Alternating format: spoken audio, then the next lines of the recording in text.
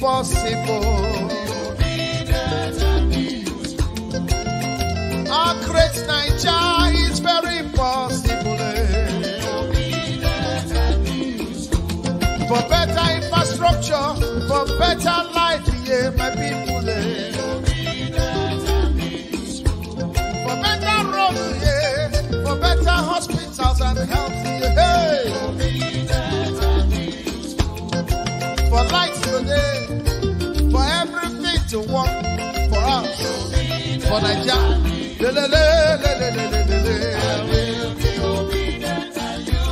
Yeah. No more hunger.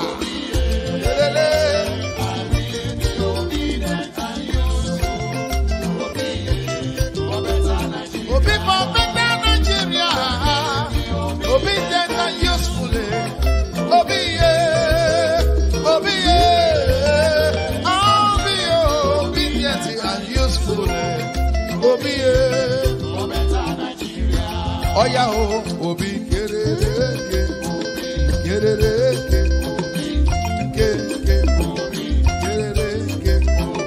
Hausa man, Yoruba man, Igbo man, Middle Belt, Niger Delta.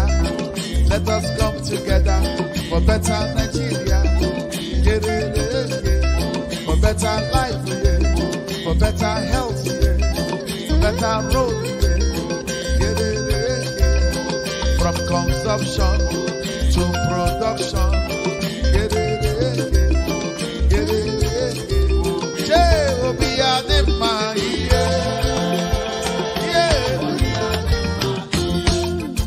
But I want to say that whoever is planning and plotting wickedness for this country, whatever pit they are digging, they will be the ones that will fall inside.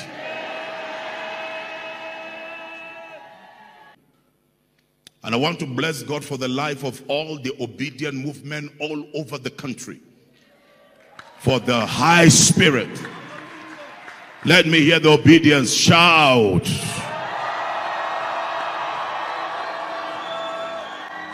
Now I want to say to you, all of you, the millions of obedience, you either fan the flames and keep the fire burning by conquering the evil, or you allow these evil ones to quench your dreams and destroy your lives and your destiny. You started well last year, that all over the country you were sponsoring yourselves and you were leading the rallies, one rally after the other. And we must push through. We must not slow down. We must finish well. We must sing the real song of a new Nigeria. A new Nigeria is coming in the month of February. Thank you, everybody. If you can sit down. Welcome to Chatham House. My name is Alex Vines. I'm the Director for Africa at the Institute. I'm delighted today to be hosting this meeting on service delivery and policy alternatives with Senator Rabiu Kwankwaso. As you know, he's the leader of the New Nigeria People's Party and former governor of Kano State. His bio is long and accomplished, and we've put it online. And in the invitation also to you, you'll find that information. As you all know, this is a series that Chatham House has been hosting in the run-up to the Nigerian elections that are going to be occurring next month. We've had the Speaker of the House, a representative of Nigeria, speaking here. In December, we had Bola Ahmed Tinubu speaking. This week, we had Peter Obi, the presidential candidate for the Labour Party, and we had Professor Yakubu yesterday here, the chairman of the Independent National Electoral Commission, presenting on his umpiring and his institution, how it's prepared for the elections. So we do have one invitation outstanding, which is to Mr. Atiku. That invitation remains live and valid if he wants to come and speak at Chatham House. This meeting is fully on the record, not under Chatham House rule. We are live streaming, so we're on a variety of platforms, and we also have media in the room also filming. When we get to the question and answer session, please, if you are being on live stream and you're on our Zoom platform, you are very welcome to send in questions. I am trying to either summarize or reflect the questions that you're asking, because I don't want you to be disadvantaged by not being in the room. And we will also obviously take questions from the audience here. The meeting will run for an hour, and I will give the customary respect to the senator by overrunning by 10 minutes, which is what we have done with the previous two presidential candidates. So no more ado from me. Just to encourage also, if you are tweeting, you can use the hashtag AFPROG to tweet if that's what you wish to do. I don't want to say anything more, except once more say how grateful I am to Senator Kwankwaso for coming to Chatham House. Sir, I thought it was important that you were heard, particularly to international audience also. I tend to think that maybe in the international community has heard your voice less than other candidates, and you have equal importance, in my view, in providing the vision on why you feel that Nigerians should vote you as their next president. So I'm going to invite you now to take the podium to speak on service delivery and policy alternatives. So thank you very much for coming again to Chatham House. Thank you.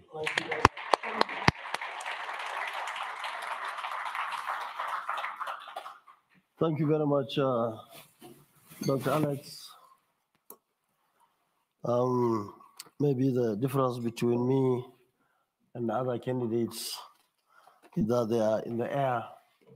Other people were hearing their voices while we are on the ground.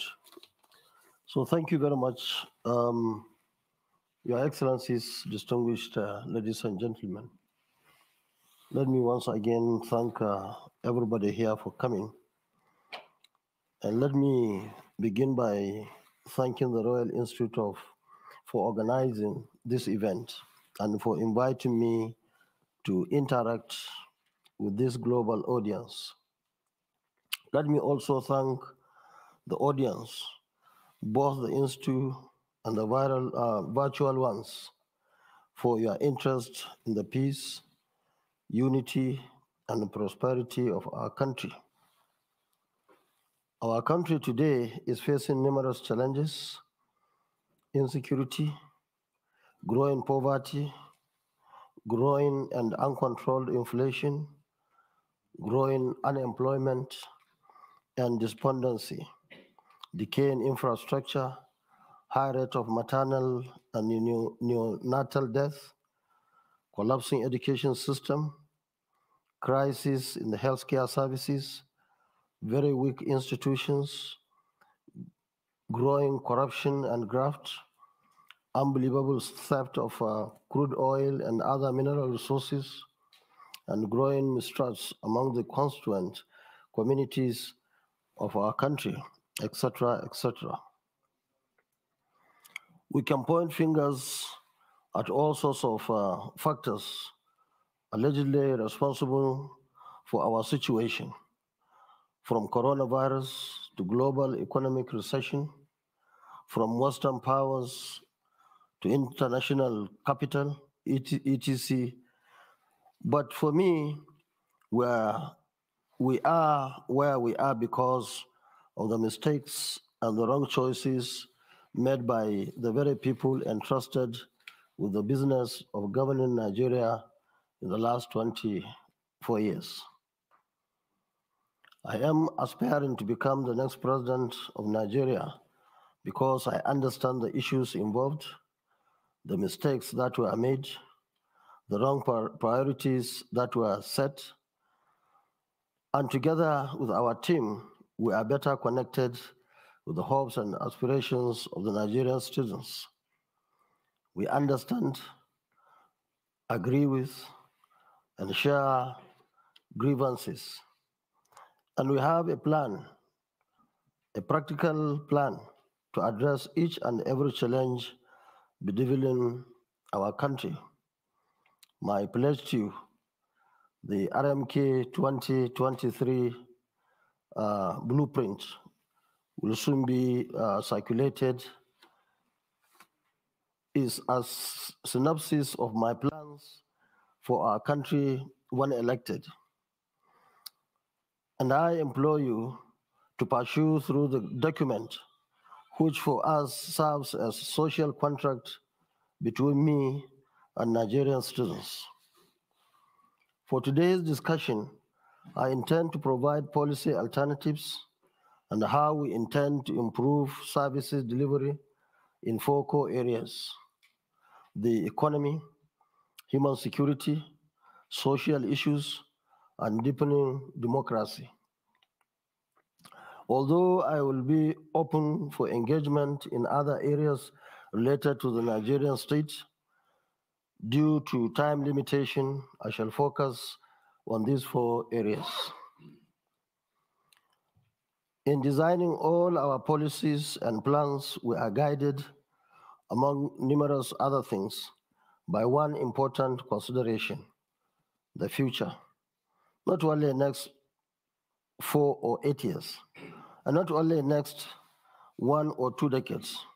We look further, we think deeper.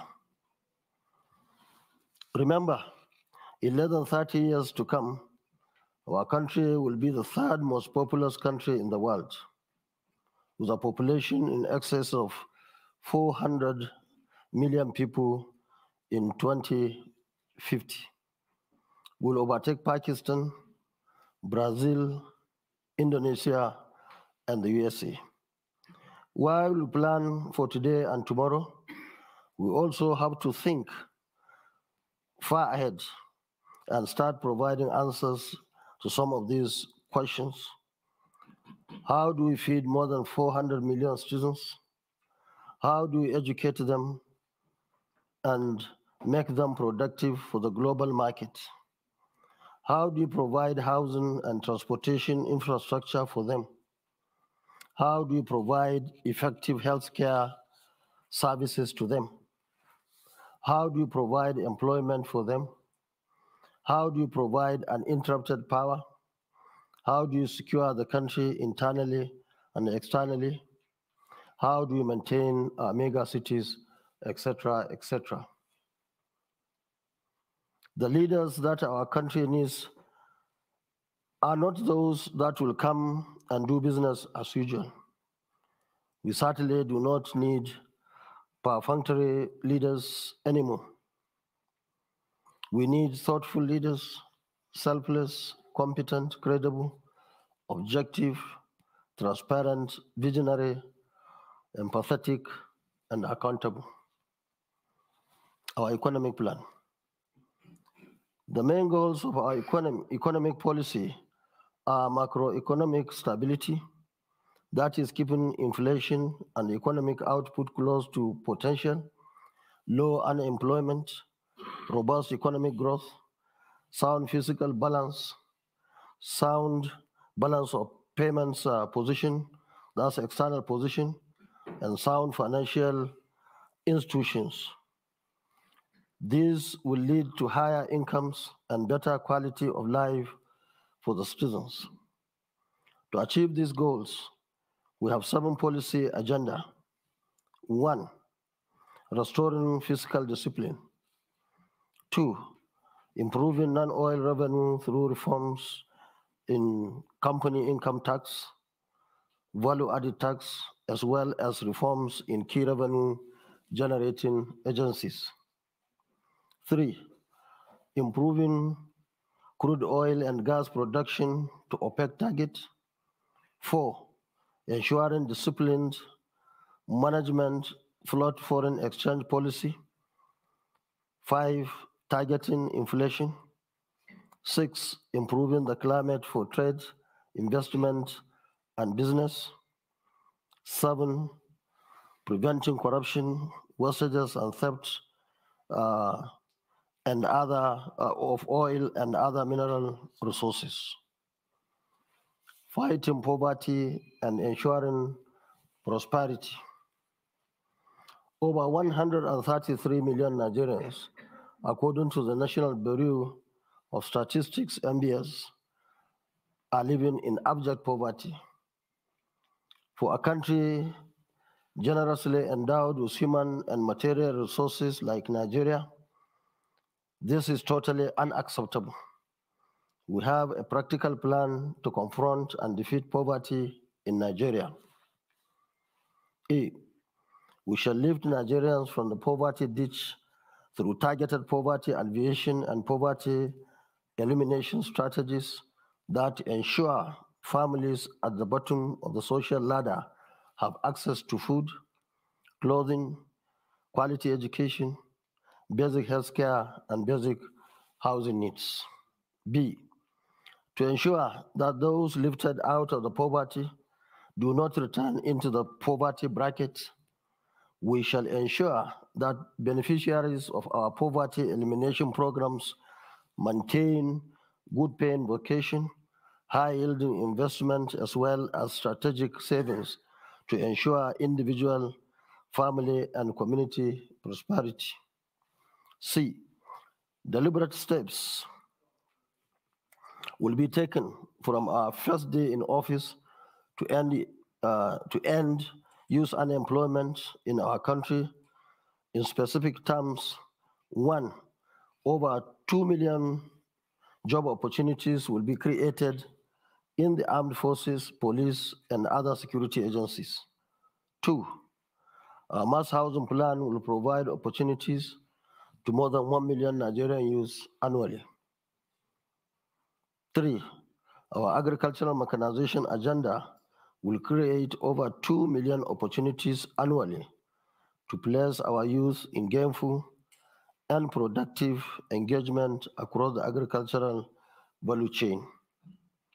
4, our proposed revolution in critical infrastructure will provide over 3 million regular opportunities in the transportation sector and the power sector.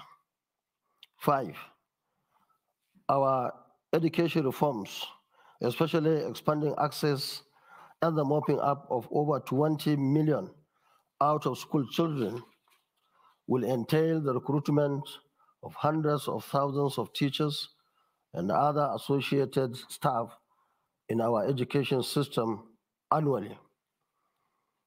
6, our plan to modernize healthcare services will not only entail infrastructural and high-tech medical equipment upgrade, but also the recruitment of hundreds of thousands of medical personnel across the 3 levels of care to cater for the ballooning size of Nigeria's population. 7, private sector will be strong enough to generate even more job opportunities as a result of conducive climate and deliberate government policies in oil and gas, power and energy, solid minerals, telecommunications, sports and tourism, entertainment industry, especially films and music, etc., etc. Tackling Nigeria's security challenges. The main targets of our security strategy is to secure or to ensure that all Nigerians enjoy the freedom to live in dignity, freedom from fear, and freedom from want, and to create a conducive climate for investment and collective prosperity. 4 key policy issues are involved: the size and the capacity of the security institutions, enlistment of security personnel, the nexus between security and socio-economic well-being of the citizens, and sustainability issues.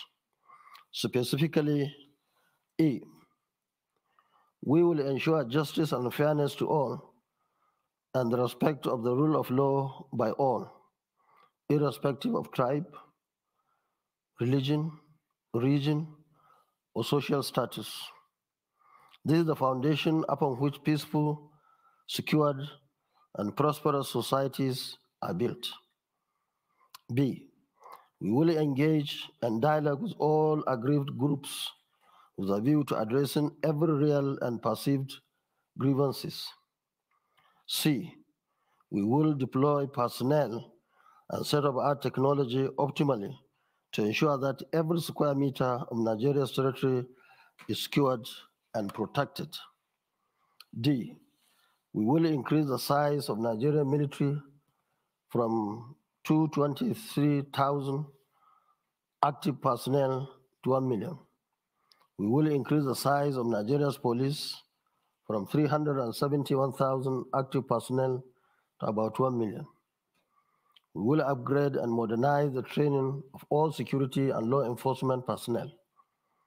G. We will engage the support and cooperation of community leaders and other stakeholders through the instrument of the Community Participation and Reorientation Committees, CPRC, to ensure peace and security in every community in Nigeria. H.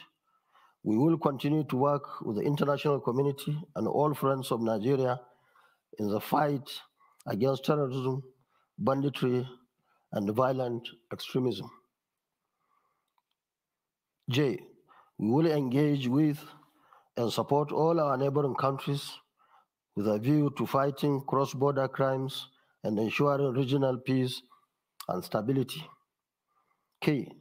Our policy proposals in all subsectors, economy, energy and power, education, health, agriculture, strategic infrastructure, trade and industry, women and children, housing, etc., share the all-important goal of ensuring peace, unity, and security in our country.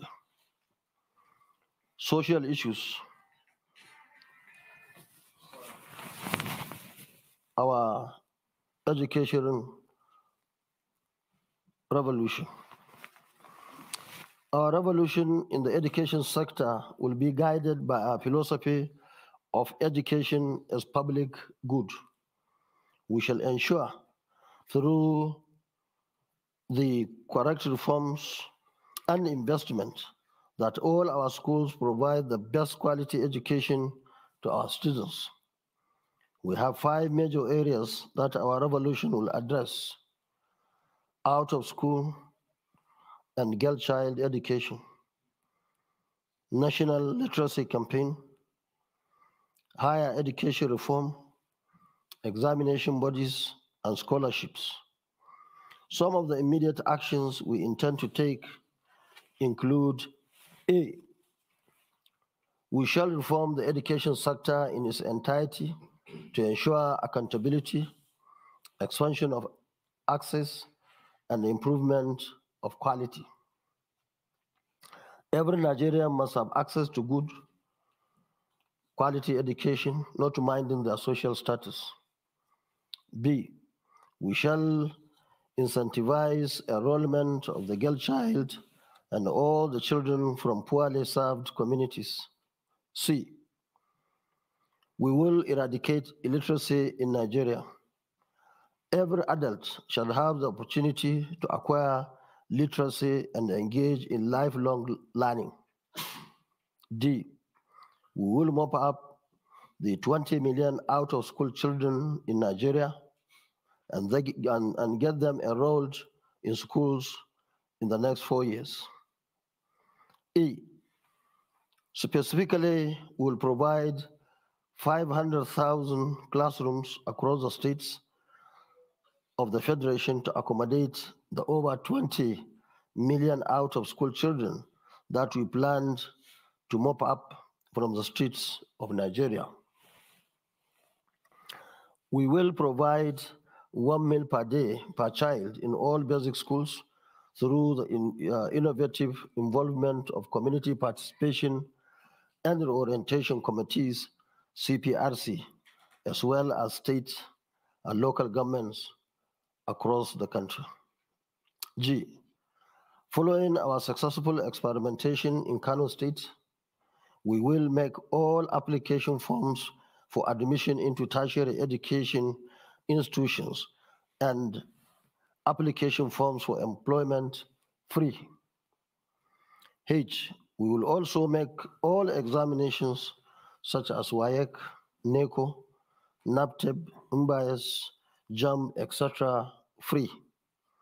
This was successfully implemented for 8 years in Kano State when I was the state governor. I, we will introduce a 4-year validity period for JAM examination results so that our children can use the same JAM results again to gain admission into our tertiary education institutions. J, we will upgrade and expand all our universities, polytechnics, and the colleges of education and raise their standard to global competitiveness. K, we will work with all stakeholders to arrest the rot and the decay in our tertiary education institutions and ensure that the perennial industrial action by staff unions is brought to a permanent stop. We will improve funding for research and innovation. M, we will cause the amendment of all acts and laws that impede in provision of quality education across all levels. N, we will introduce competitive foreign scholarships to give bright Nigerian youth the opportunity to study for higher degrees in the best universities around the world. We will significantly improve the funding and support to education at all levels. And P, we will support teachers and other stakeholders to play their roles in making Nigeria attain greatness through education. Social issues, our healthcare reform. Nigeria, like other developing countries, has its share of health problems. Communicable and infectious diseases remain the major health problem in the country, while contemporary demographic transition ushers in a range of non-communicable diseases too. These diseases lead to devastating morbidities and mortalities and have significant socio-economic impact on the country. The top among the diseases are malaria, lower respiratory infections, HIV/AIDS, diarrheal diseases, road injuries, protein energy, malnutrition, cancer, meningitis, stroke, hypertension, obesity, sickle cell diseases, and tuberculosis. Notably, malaria remains the foremost killer disease in Nigeria, accounting for over 25% of under 5 mortality, 30% childhood mortality, and 11% maternal mortality. With about 3.4 million Nigerians living with HIV, the country also has the second highest HIV burden in the world, accounting to more than 9% of the global burden. The morbidity and mortality coming from these preventable conditions take their roots in inadequacy, inaccessibility of quality healthcare, poor sanitation and hygiene, poor vector control, poor maternal, neonatal, infant, child, adolescent, and elderly care system. Other causes include corruption, drug and substance abuse, alcohol abuse, malnutrition, lack of access to safe drinking water, environmental pollution, poor road maintenance, poor healthcare facilities, and poor healthcare worker remuneration and training, among others. Our actions and programs in the health sector will be guided by our philosophy of health is wealth. We shall reform the health sector in its entirety to ensure professional accountability, quality of service, and professionalism. We will improve sanitation and hygiene in public places, provide the general framework for states and local government councils to develop the guidelines for sanitation inspectors. We will provide, in conjunction with states and local government councils, together with CPRC, free natal and maternal health care services for families. In conjunction with other levels of care provisioning, our administration shall coordinate the provision of mobile clinics to access underserved communities across the country. We will upgrade and modernize all tertiary level hospitals in all states of the Federation with a view to expanding access and improving quality of healthcare services. Upgrade and equip all specialty hospitals to tackle the diseases that cause most deaths and disability in Nigeria. For example, malaria, cancer, diabetes, renal diseases, tuberculosis, etc. Undertake comprehensive reform of medical and health education to create more opportunities and meet the manpower needs of the sector.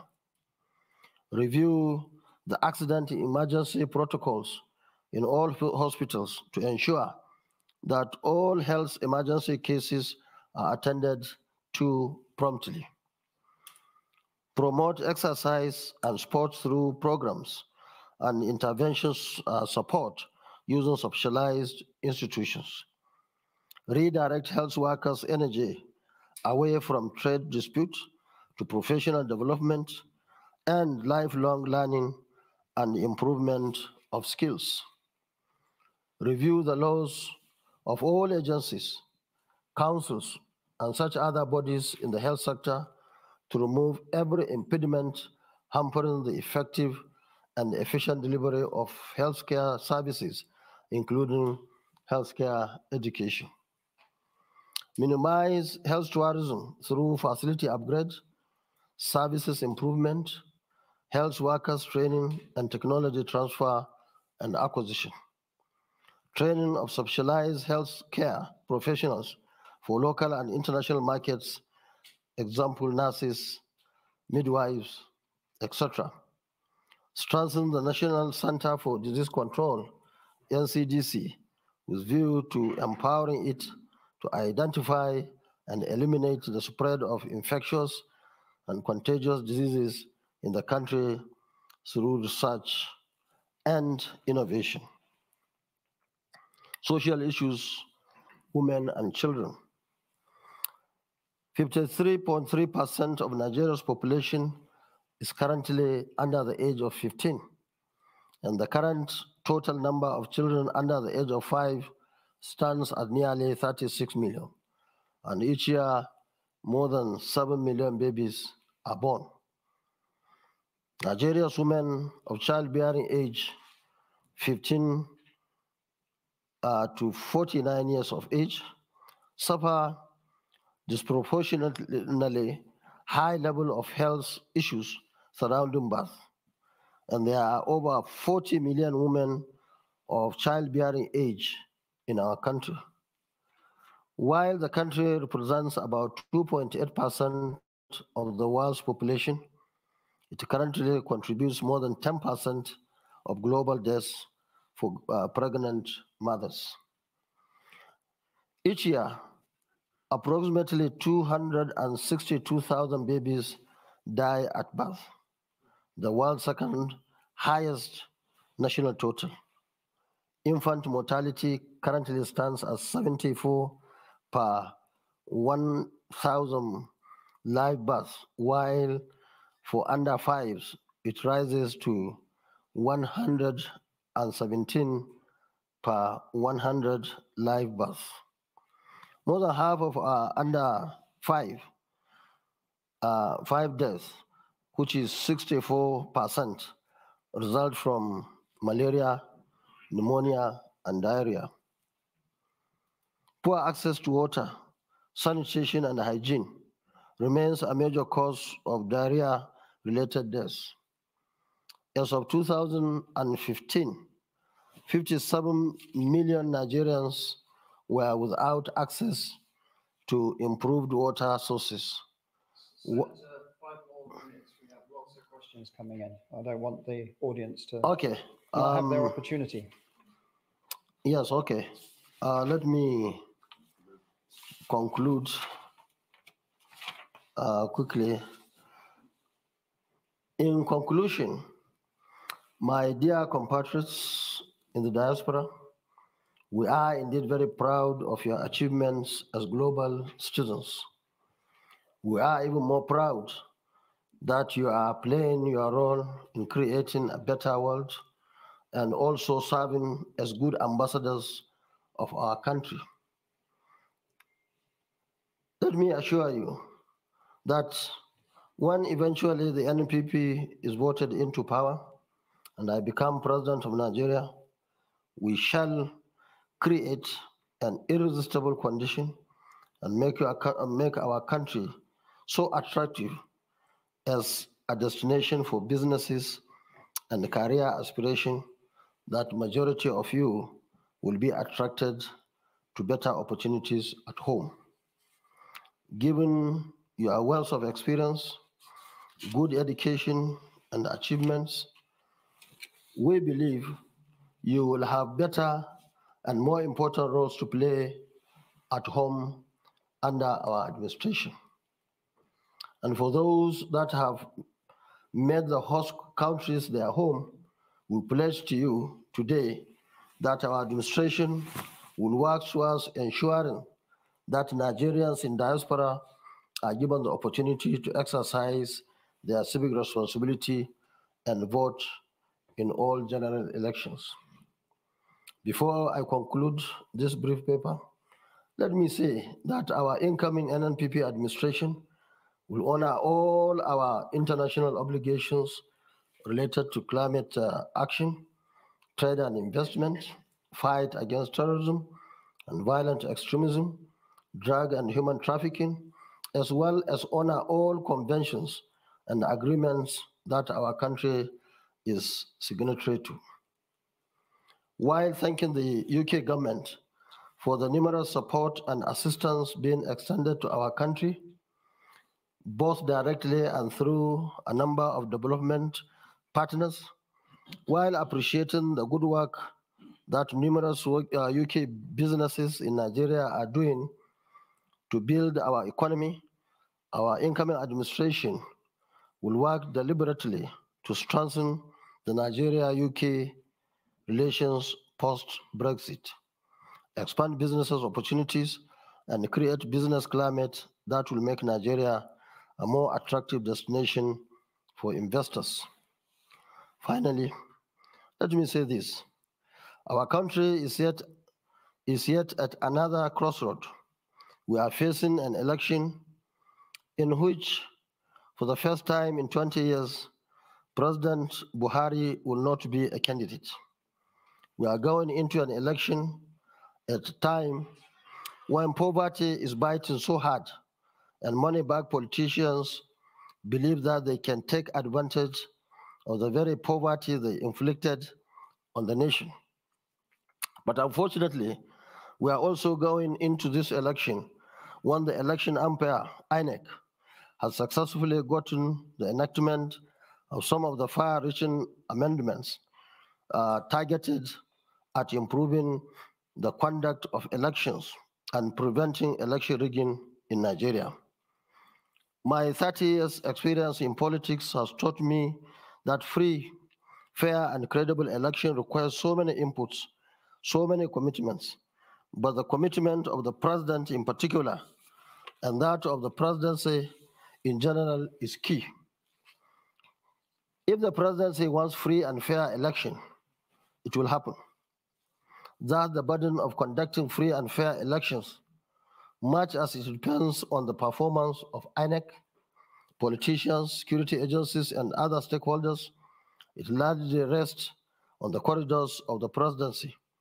While thanking the UK, the EU, the USA, and the other friends of Nigeria for their support in deepening democracy in our country, especially the support they are extending to INEC.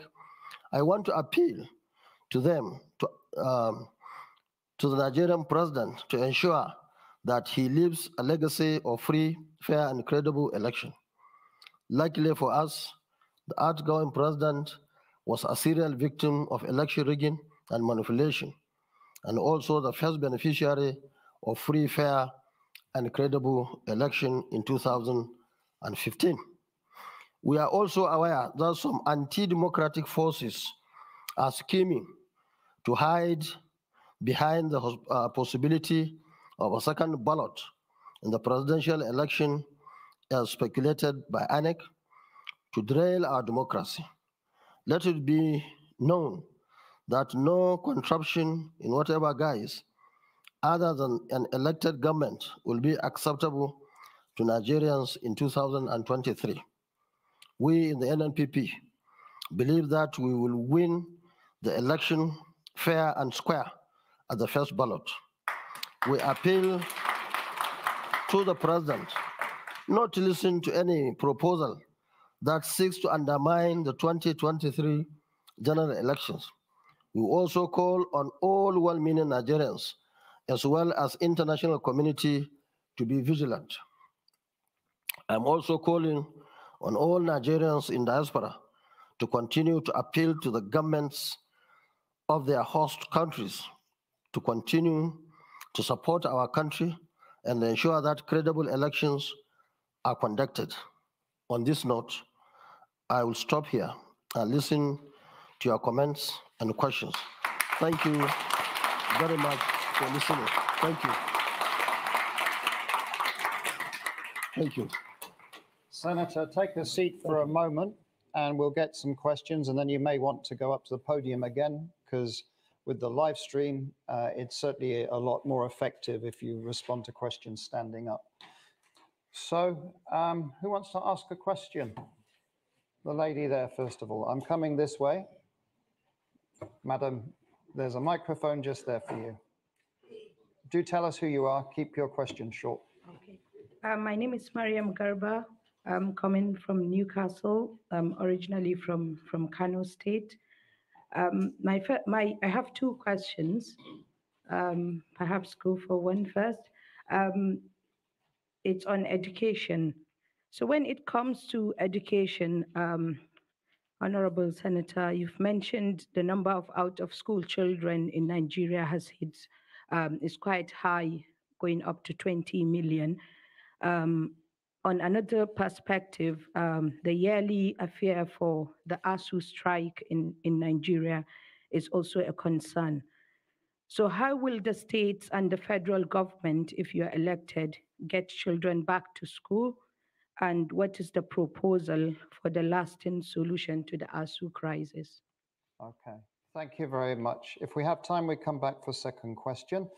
The gentleman there with the cap on, I think I know who you support. Okay, thank you so much for giving me the opportunity. My name is Umar Sheikh Umar from University of Brilliance.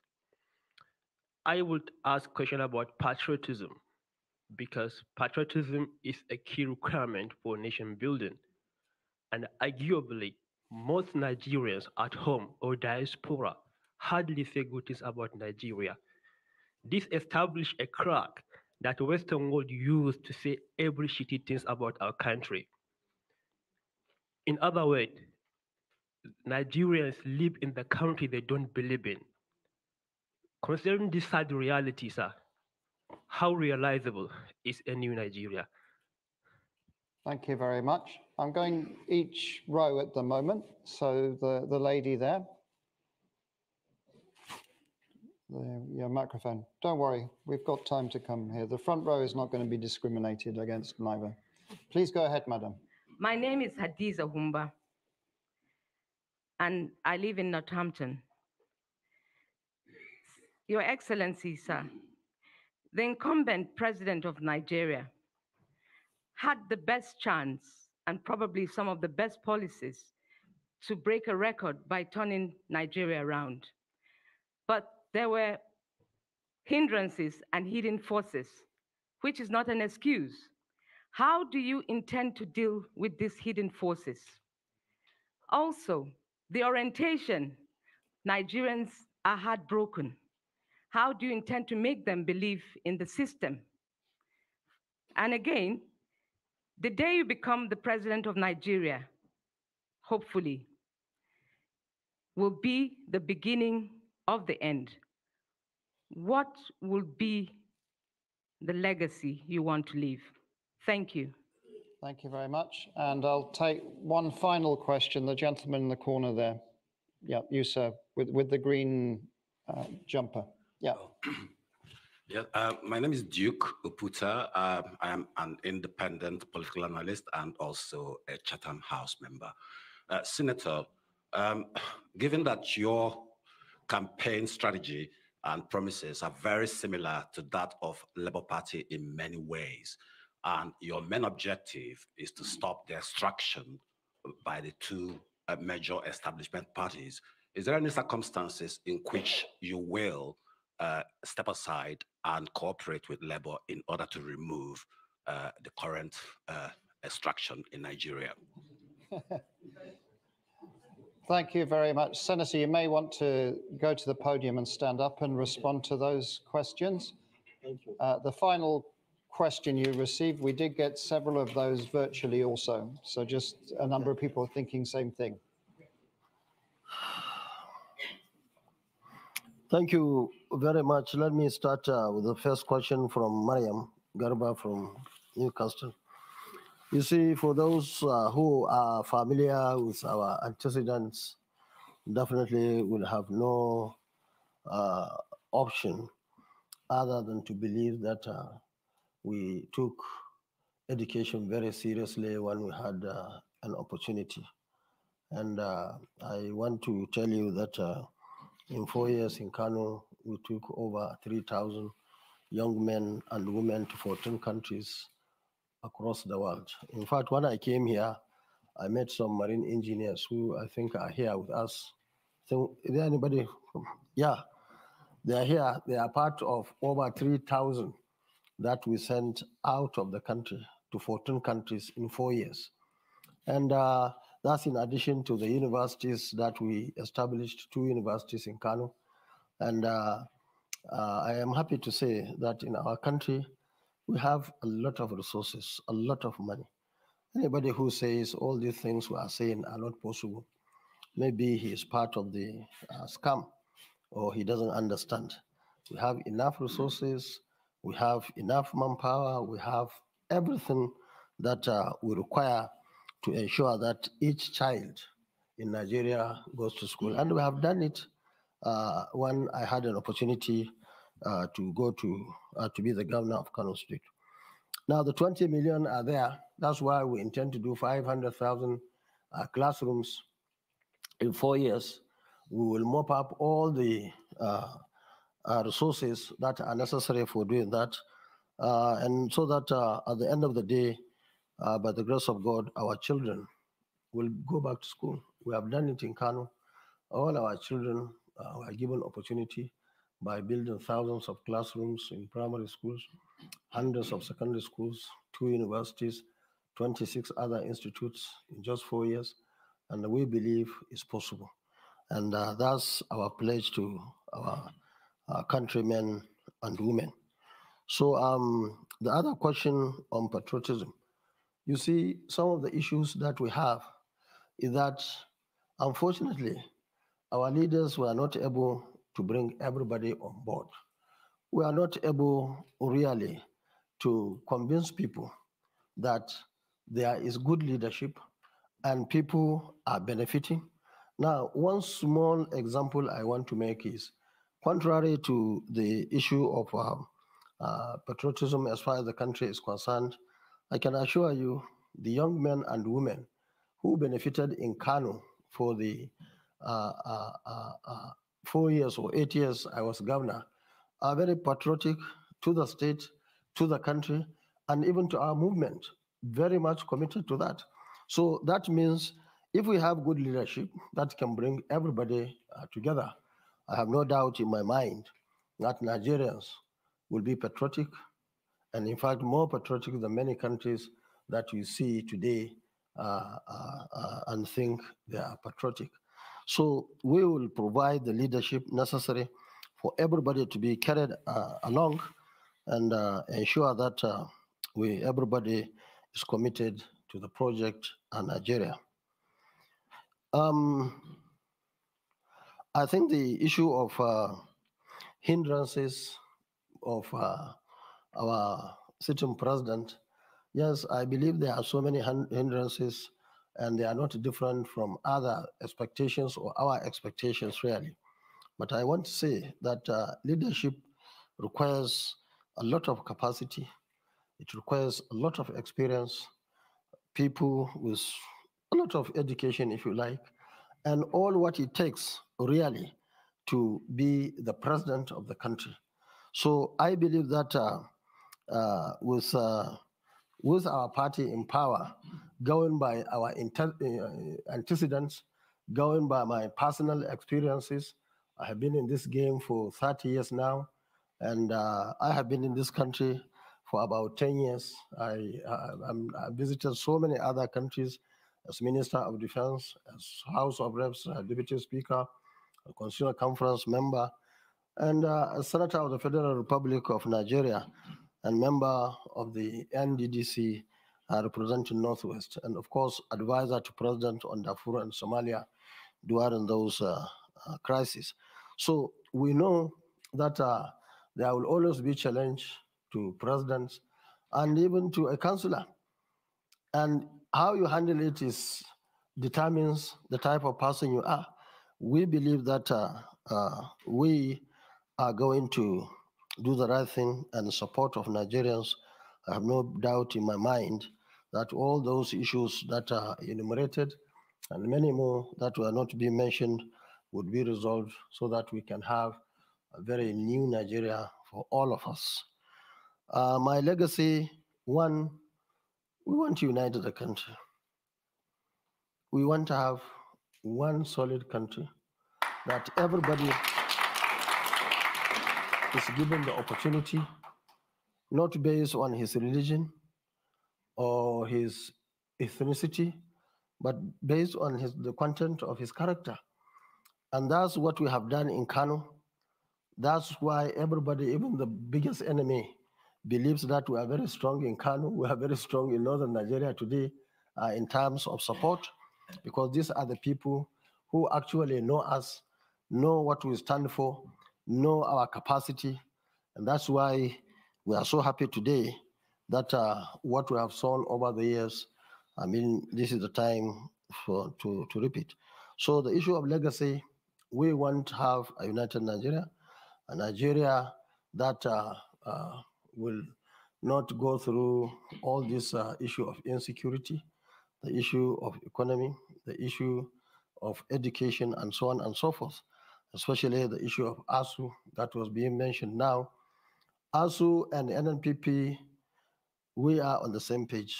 We are working in direction. In fact, I'm happy to say that when I was governor in Kano, there was a time ASU was going on strike, but Kano branch had to take permission not to join them because they believe that we are doing the right thing. And that right thing will continue when we have the opportunity to bring everybody on board so that, as I mentioned in my speech, we don't have to have or witness ASU or other unions going on unnecessary strike. The issue of labor, you see, that's the problem we have. The gentleman who stood up there, I'm sure he comes from a particular group or a region without even asking him, just because you saw, if you have a party which is based on ethnicity and religion, that's the difference between Labour Party and, of course, our party, which is a national party, New Nigeria People's Party. Now, we want,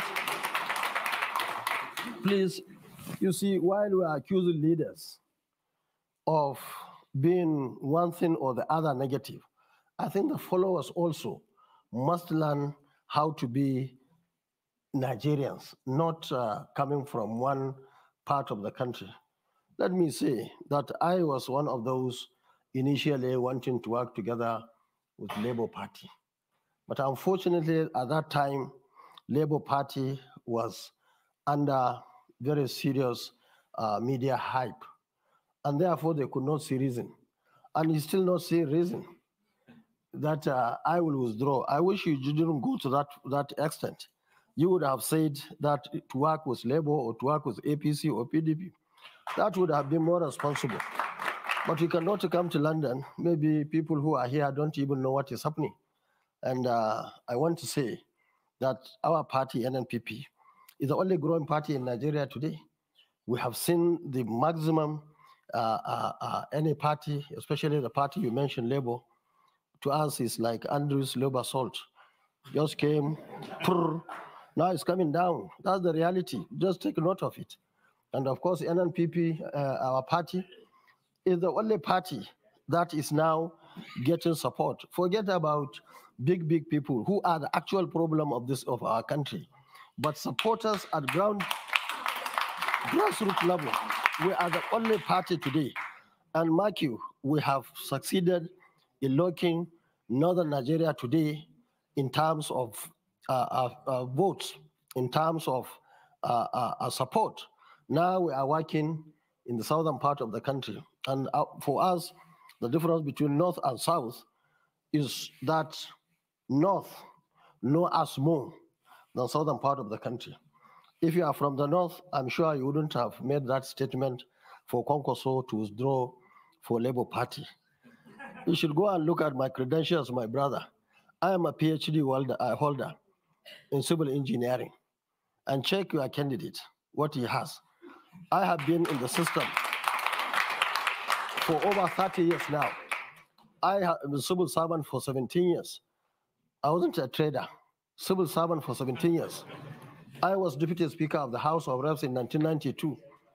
I was in the Constitutional Conference elected delegate. I was governor of Kano State for 8 years, and so on and so. I was in the Senate, and so on and so forth. So when we sat down, what I told them is what I will tell you. Okay. If anybody wants to Kwankwaso to withdraw, let's bring criteria and select the best. Anytime I have any better candidate, I'm ready to talk to him. Thank you very much. Let's take another round of questions. We've still got about 20 minutes. So, okay, all right.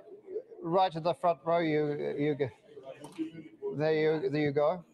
Good afternoon. Do tell us who you are. Short question, please. Mike Abiola is my name, publisher, editor-in-chief, African Voice Newspapers, UK. Senator Kwankwaso, thank you for a very detailed presentation. Let me start by saying your other leading candidates also have brilliant ideas in their manifesto. And we do know that politicians have weaponized poverty in our country. And the prediction is that those with the deepest pockets will win the election. Having said that, I recognize the fact that your party is hoping to build a new Nigeria. And the question to ask of the four leading candidates, the issue here is trust. The issue is character. You must have had issues like people mopping up PVCs in opposition's stronghold. You would have also been aware of videos circulating on the internet. We have the Atiku Gate, we have allegation of some others into narcotics and all that. So the issue is character. If you are at the receiving end of these allegations, or well, to be seen to be one of those who are peddling and also involved in what it's now known as Atiku Gate, what would you do? And what would be your advice to your competitors who are involved? Thank you very much. I'm going to we have quite a few questions coming in through the live stream, through Zoom. One of them is from Chidi Nwoonu, who is saying, as a former Minister of Defense, can you expand on the current problems in the military as you see it and your plans to recruit, train, equip, and sustain new army voices? The question on the armed forces of Nigeria, that's a question. The question is, can you expand on how are you going to reform the military, given your experience formerly as Minister of Defense? And we've been in this row, so this row, and then so the gentleman there, yes, you, sir, yeah, with the green scarf, microphone coming. Thank you. Your Excellency, my name is Dr. Muhammad, and I enjoy your detailed explanation. But sir, like most of the other candidates, you have had opportunity. And I as well like your blueprint and theirs, because I've listened to most of them here. I'm a member of Chatham House. I would like to go by your track record, and not only you, as well them, and as well advising them and their supporters. Let's be looking at your previous record and legacy, because it's there in public. Like yourself, you have been governor for 8 years. My question here is, as a young person, sir, can you elaborate based on legacy what you did to young people and what you intend to do? I want you to link it with your legacy, because we need to know what you did so that we may have more confidence on you. Thank you. Thank you very much. And okay, the lady right at the back there, please go ahead. Thank you very much, sir. My name is Priscilla Winkbo, independent broadcaster. So having listened to you, you made mention of the various things that you intend to do. One of the areas was the economic revamping. And in your manifesto, you speak of that being in 3 parts: the ERP, economic stimulation, and you also speak about job creation and so on. And my question to you is this.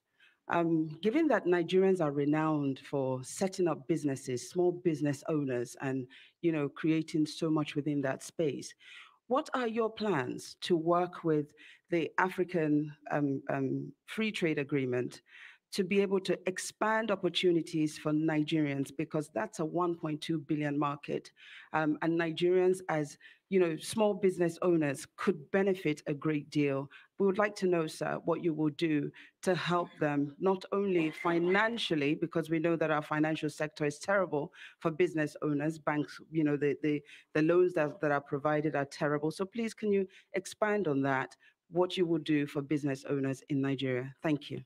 Thank you very much. Senator, there's plenty on your plate there. The way I'm looking at the clock, we'll have probably one more round after this. Okay. Go ahead, please.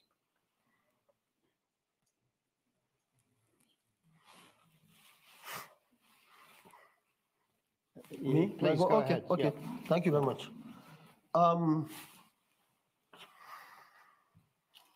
Mike, let me thank you for mentioning this issue of money, deep pockets.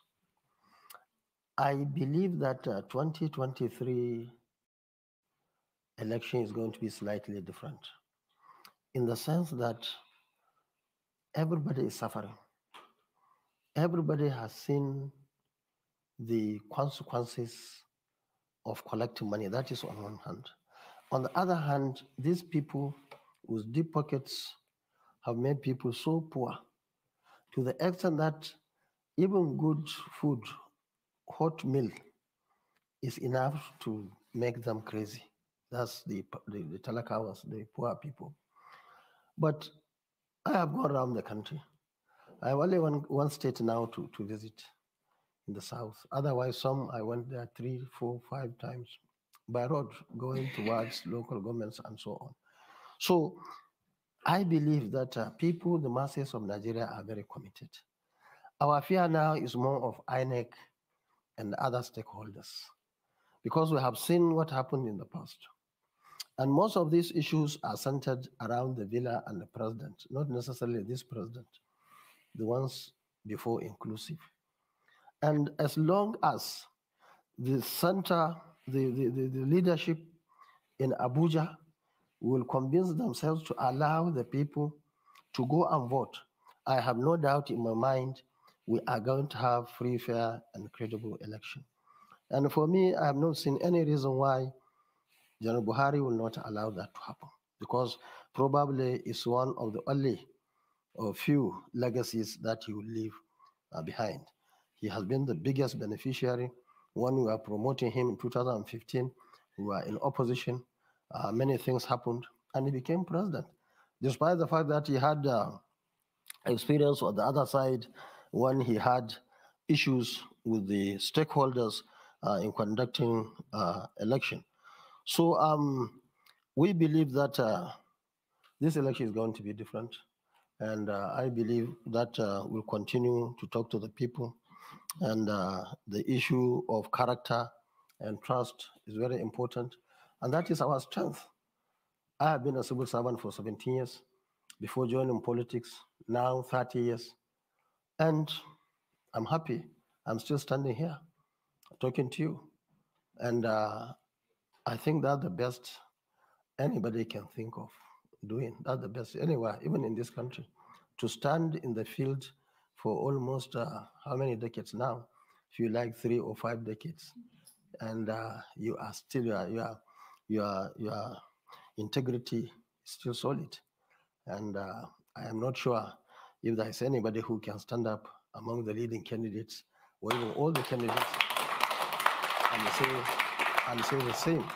If you say you'll fight corruption, or you'll fight drugs, you'll fight this, you'll fight that, you can't give what you don't have. And people can come and say whatever here for either local or international audience. But the fact remains, our records are there. And if you don't know, I don't know whether in politics, but anybody in politics will tell you that if you don't know what your grandmother has done before you are born, join politics. They will tell you what she has done. So we are so happy about that. The wanting, I'm so happy I'm not being found wanting. So far, so good. And we have seen the advantage of that. We can only do better in the future.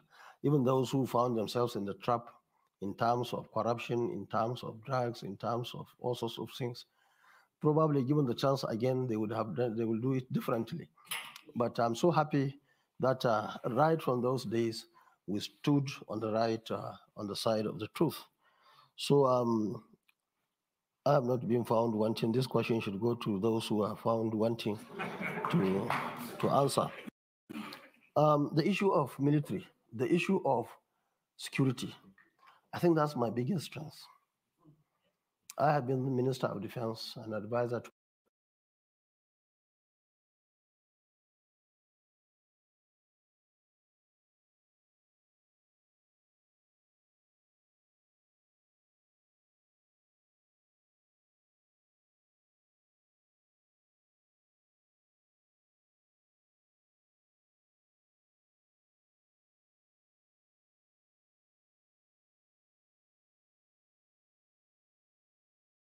President on Darfur and Somalia for 4 years during Obasanjo regime.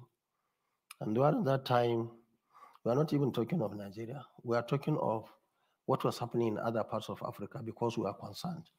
And that's why our military were in Liberia, in Sierra Leone, in Darfur. I visited them many times. I had discussions with the leaders in those countries. The confidence that they had in Nigerian military was unbelievable. And so also in Nigeria, these are people who are well committed, professionals, well feared by the opponents or enemies. And these are the military that we are talking of bringing back.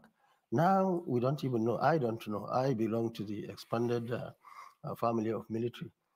I don't know what is happening in Nigeria now. But all I know is everything will revolve around what we call political will. If there is no political will, nothing will work. And I think that's what is affecting our young men and women in the military today. So as former Minister of Defense, Chief Security Officer in Kano, I was in the NDDC. In fact, I left NDDC because of corruption. So many things were happening. I told the president that time he was not happy. Later he realized NEDC was in a mess. And unless something is done, they will continue to do so. And in Nigeria, we have to have the reward system and even punishment system. Now everything goes now. If you take, nobody will call you. In Kanu, when I was in government, nobody, I can tell you, will go out there and touch 1 naira. And that's why for 8 years I was governor. I'm so happy that for those 8 years, we did not borrow 1 kobo, 1 naira, we did not borrow. All what I did in Kano was done with the state resources. And that's why some people wonder here, I will do 500,000 classrooms, see where I will get the money. Don't forget, right as we are sitting or standing here, instead of 2.2 million barrels of oil, we are producing just 1 million, 1.2, 1.1. Where are the remaining? Stolen by some people. Where are the people? Who are the people? And that's why we have to stop that. The fighting in South, Northwest, even in Northeast, is mainly because of mineral resources. People are stealing it from Nigeria and from outside Nigeria. You will only see helicopters picking gold and other resources. That got to stop. All these assets must be taken over by government and be utilized for all of us. And that is what we stand for in Nigeria. So the young men and women, I can assure you, and I'm sure you know it, the gentleman who asked that question, I'm sure he knows, because our biggest support is from the young men and women. In Kano, we took education seriously. 2 years before I left government, there was nobody in Kano who had university qualification that did not go to university. In fact, our universities, 2 universities, I don't want to use we established. We're not even getting students from Kano. And our agenda, unlike what people are insinuating here, was Kano residents, not Kano indigenous. There are so many people who benefited from southeast, southwest, south.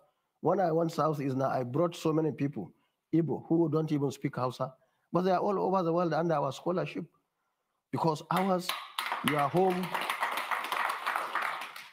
home is where you live, is not where you necessarily born. And I am happy to say I started politics from being Deputy Speaker House of Reps in 1992. I was not a local government chairman. I was not a champion. I was at national level. I was not even minority or majority leader. Deputy Speaker of the House of Reps, who was a presiding officer of that house. So that's how I started. And along the line, I had all opportunities to be everywhere in the country. And what is important for everybody to learn, including my colleagues, the candidates, is you should try at any given position to be upright. You shouldn't not be found wanting. And once you are found wanting in countries where they have shame, you don't even come out. You don't mention. So, and you see, politics is not all about making noise. Yes, you are governor. You have a governor in the corner of a country. That's fine. We have been in the center for many years. Even if I'm not contesting, we want to know that person and say, yes, this is the person that believes in what we believe. Now there are many question marks on some candidates, whether they believe in the country or they believe in seceding from the country. And these are issues in the debates that must come out, and people must come and assure people that this is where they belong. So finally, the lady asked about the economic revamping, helping businessmen and women. This is very critical. You see, in all the countries, you find government subsidizing and supporting people's businesses and so on and so forth, in terms of education, in terms of training and retraining in their respective areas, and of course, in providing capital at a minimum interest, minimum. It's not like where we have in Nigeria 30% to whatever percent. That's not acceptable. So we have to do whatever it takes to support our young men and women. And that's exactly what we did in Kano. We established 26 institutes in just 4 years. And one of them is to train this entrepreneurship, to train them, to give them support. That was why part of the institutes we had was the institute of those who handle those who found themselves in drugs. We take them there after 3 months. We arrange for them to continue their education or train them in carpentry or welding or whatever they want to do. And then government was rich enough to give them capital even free of charge. We have done that many times and so on and so forth. So our policy is centered on the Nigerians themselves. And I want to underline the fact that ours in the NNPP is not based on ethnicity. It's not based on religion. It's not based in the North and South, even though our strength is in the North, simply because they know us. In the South, to me, we are like living in two countries. Many of the things that we have done in the North, you go to the South, people know close to nothing, and vice versa. And what our duty now is to tell them who we are. And that's why we are working very hard. That's why anytime we have an opportunity to go for debate or a town hall meeting, we go. But you know, many of them are running away. The last one was canceled just a day before we left by channels and BBC. They aborted it because they don't have anything to say. Thank you very much. I'm afraid that we have been defeated by the clock. We are over 10 minutes over. The full speech of Senator Kwankwaso we'll put up on the Chatham House website because he wasn't able to complete the whole presentation. So please just keep an eye on our website. My apologies also for those of you who are online that we haven't taken more of your questions. There were many of them. What I will do is pass on the questions to the Senator's team so that they know what you are asking. I think that's the most appropriate way, so they know the issues that you are concerned with. And finally, I just want to thank you, Senator, for coming here to Chatham House. Good luck with the elections, and we hope to see you back soon. Thank you very much. Thank you. Thank you. The microphone's off now. So. All right. Thank you very much, my people. That is the end of the broadcast today. I appreciate every one of you. Please help us to share this broadcast and let's talk about it. Just a few moments and so that we can move on. I appreciate every one of you. Thank you, thank you, thank you, thank you for your time with us. If you are right there with us, please let us know that you are right here with us. Help us to share, and let's do this together. Lefties, are you there with us? I'm not sure if Lefties is available. Yes, I'm here, though currently I'm trying to fix something, but I'm here with you. Yes, even me, I can see that the software is matching up.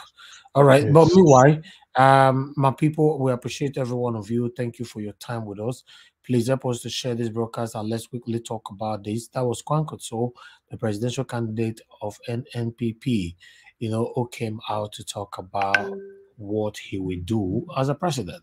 For me, when he is elected as a president, for me, we needed to showcase this, to be honest. We just needed to showcase it, but we already know that our principal is on the lead. And apart from that, the comparison amongst the four, I call it 3 front runners, but I call it 4 front runners. Amongst all of them, our principal is standing out. So I'm quickly going to move on to our brother who is the first with us here, Mr. Alex, to talk to us. What's your take on this, my brother? Good afternoon to you, and thanks for joining me.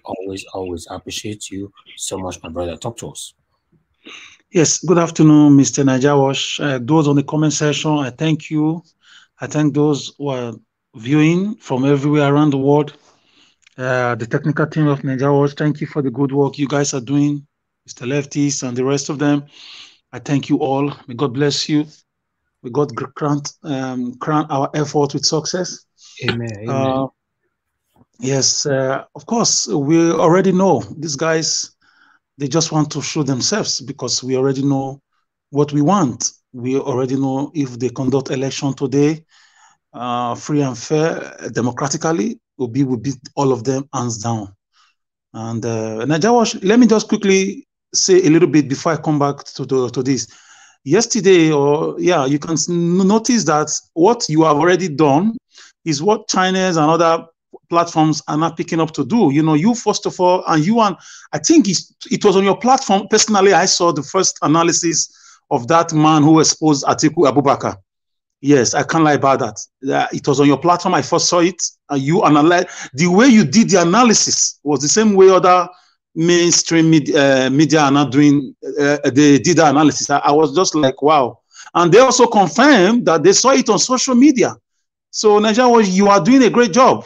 Don't let anybody talk you down. Don't let anybody discourage you. You are doing a great job.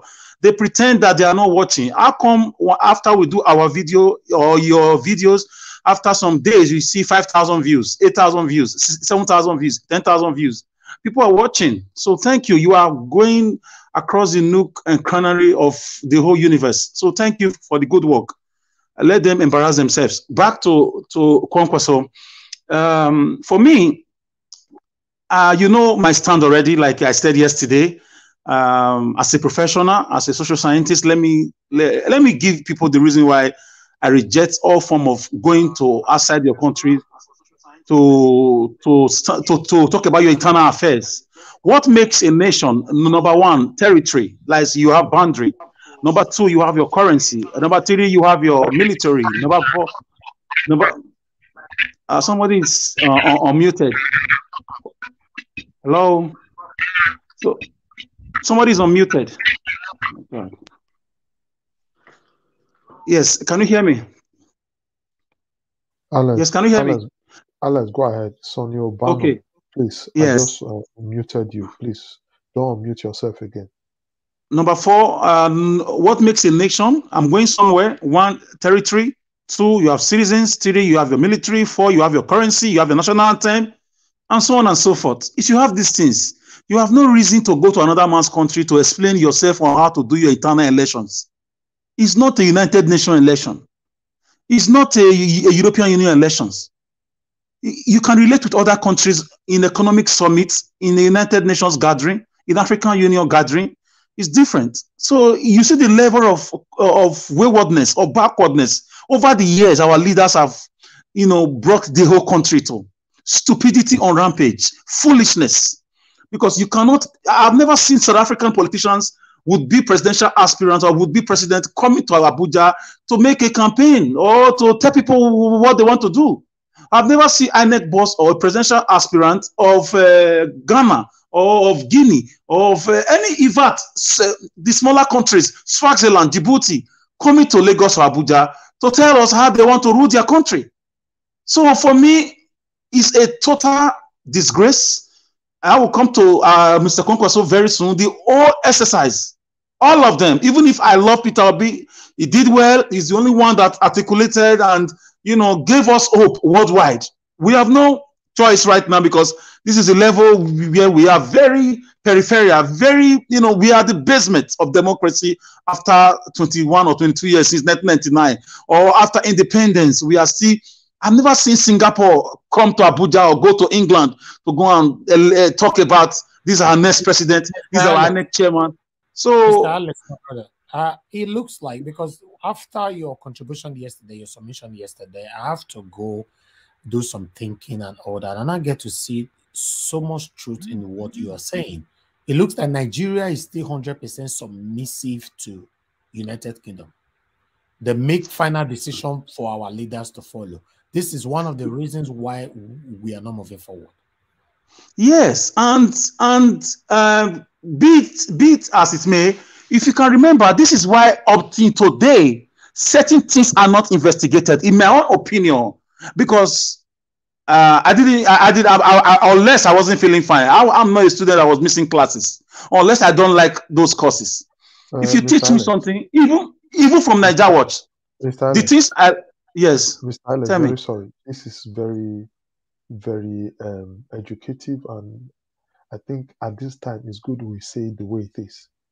You are coming up with a fact, but don't forget, we are still very backward in terms of leadership, in terms of international awareness, and we need a platform to sell ourselves. I tell you what, take it or leave it. any of our president that goes to any platform in the world, forget the platform that is China, anywhere. It is not the person that went there that matters. It is what the person is going to do. So Peter Obi going to London is not an affair, please.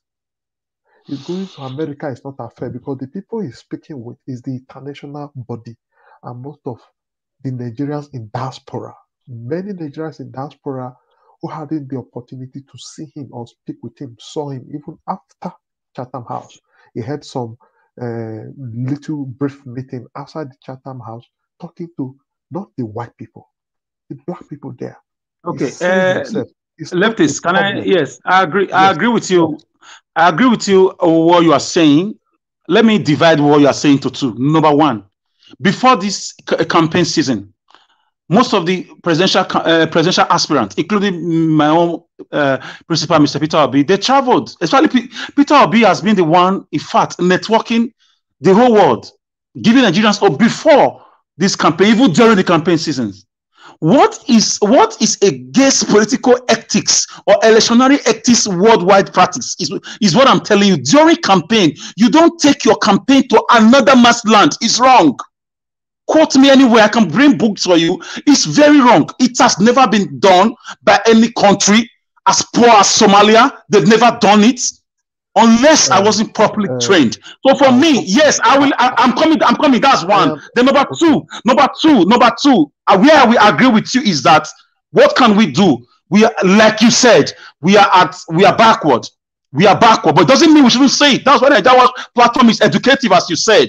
But people should know before we comment on what the man did at Chatham House. But we must lay this foundation so that children are listening to us, so that they will read their books and know that this is wrong. The future Nigerian presidents are listening to us, and they will correct these shenanigans our leaders have brought us to. It doesn't mean it's right. That's it. Obi went there to sell his ideas. It's very, very right, because for now it is what is what is obtainable. But it doesn't make it right. How many of them have come to Nigeria? Even the closest countries like Ghana, Cameroon, Niger Republic, and Chad. So that's my point. You are right, and also I'm dividing it into two. It's totally wrong. I understand your point. I understand perfectly your point. It's because of the backwardness we've been. Yes, that's where I agree with you. That's where I agree. But we cannot remain backward forever, sir. We cannot remain slave to these people forever. No, we are not talking about slavery now because we've been slave. It's connected though. Yes, we are not even talking about now we've been slave. A lot of us even traveling abroad are still slave. Take it or leave it. We are still not really. Americans are working in Lagos. That's not true, sir. No. How many Americans are working in Lagos? These are a lot of them. A lot of Greeks, Italians are working in the shipping. A lot of them.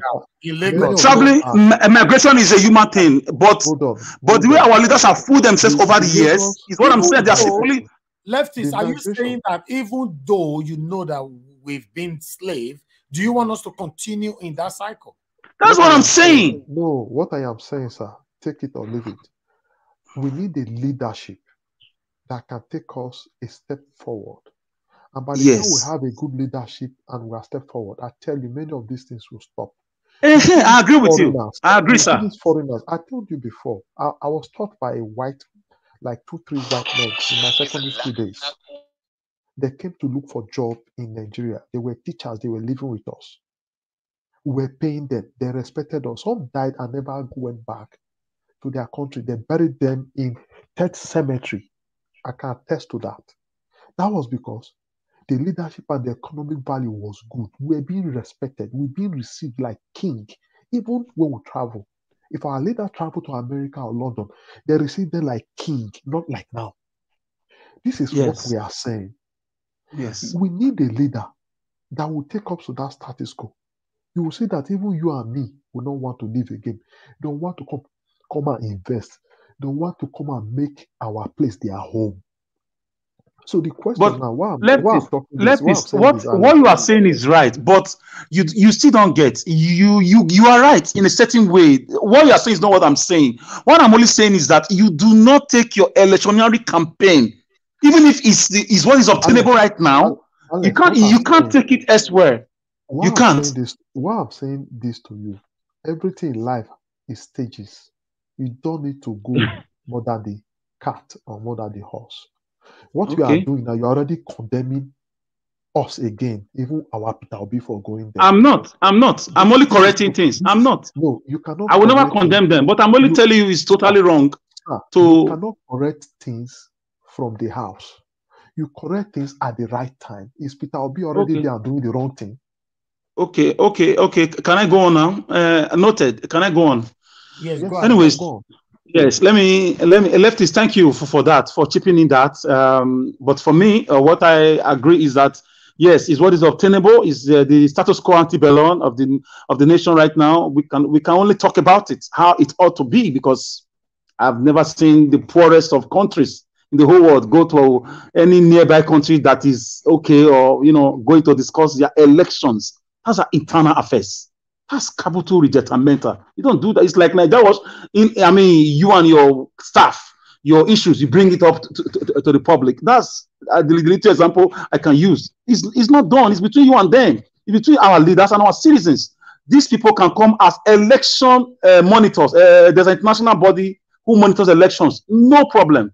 So up till now, since I grew up, I've never seen South Africans, I've never seen African countries or even Americans come to Nigeria with their presidential aspirants come to tell us what they want to do. Or the INEC, in fact, the INEC man's one yesterday was the greatest, failure. But anyways, Kwankwaso, for me, according to him, he was just trying to make himself relevant. Rather, he was just trying to bring in that sectional or regional sentiment, talking about succession, talking about a lot of trivial things. He has nothing to give. I used to hear about him. I think he's overrated. For me, he's overrated. Because imagine he's still talking about, he's still open to discussion with a better candidate. He said something like that. I'm just paraphrasing. So I told you that in the last minute, what they did to Wike, they will do it again. Tabawa collapsed his structure, and Raza Atiku emerged as a flag bearer. So Kwankwaso may still collapse his structure. He may, because from the way from his body language, from his dressing down, I'm not condemning his dressing. He just came to show us his political barbariga of the 1970s way of dressing in Nigeria. If you're a rich man, so I don't see him as a contender. I respect him as a Nigerian citizen. I respect him as a human being, but he didn't give us ideas. Peter Obi stands out, and I hope when he wins, this nonsense will stop. I know Peter Obi. From the body language I saw in the last 3 minutes of his, display in that place that day, when he almost lost his cool when he was talking about dealing with those selling generator. I know he's gonna march a lot of toes. Trust me. Obi, he has done it before. He dealt with the godfathers in his state, and he will do it again. So this guy, he went there to fulfill all righteousness. He went there to show his region.